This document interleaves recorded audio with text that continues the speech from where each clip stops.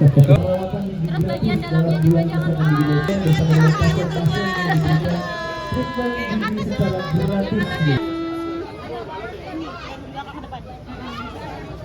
ingin mendapatkan informasi dari Pak Dekan terkait kasus yang paling banyak kita temukan di setiap BKGN mulai dari tahun 2011 sampai sekarang adalah kasus membersihkan karang gigi kalkulus. Jadi kalkulus ini memang masih menjadi dominan orang-orang ingin dibersihkan karang giginya. Jadi ya dulu hingga sekarang dominan paling tinggi adalah jumlah orang yang ingin membersihkan karang gigi. Karena karang gigi ini kan merupakan sumber dari tempat hidupnya kuman. Karena kalau kuman itu sudah di karang gigi, dia semakin banyak dan akhirnya dia bisa merusak ke gusi.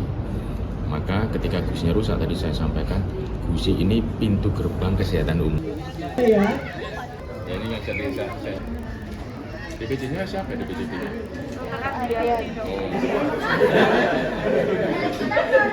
Jadi kasus ini secara statistik prevalensinya seperti disebutkan tadi, Prof. Akum sudah menyatakan hampir 90% mengenai seluruh warga Indonesia ya, terutama di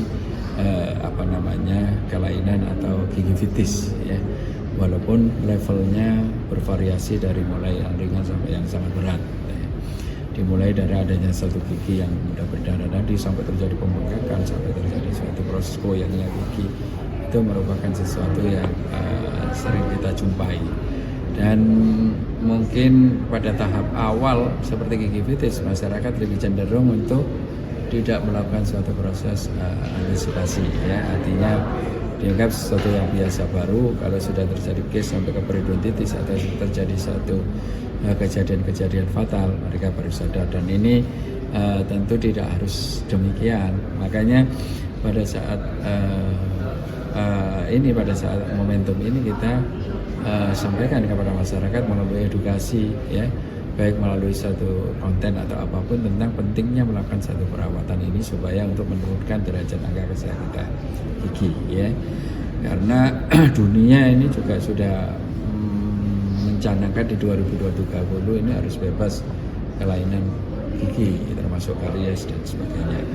Oleh karena itu kita harus berpartisipasi aktif karena tidak hanya di dunia, di Indonesia sendiri kasus-kasus ini banyak sekali muncul. Salah satunya kalau kita menggosok gigi ya Prof. Agung ya, menggosok gigi pasta itu warnanya putih, kemudian begitu habis kita gosokkan gigi kemudian jadi merah, berarti ada perdarahan di sana. Itu contoh kasus yang paling gampang. Kemudian kalau secara detail kalau kita mengaca gitu ya, kemudian kita membuka mulut kita ada satu pembengkakan dan warna kemarian di sela-sela gigi bahkan sampai naik ke atas gusi, ya itu sudah berarti sudah terjadi gingivitis.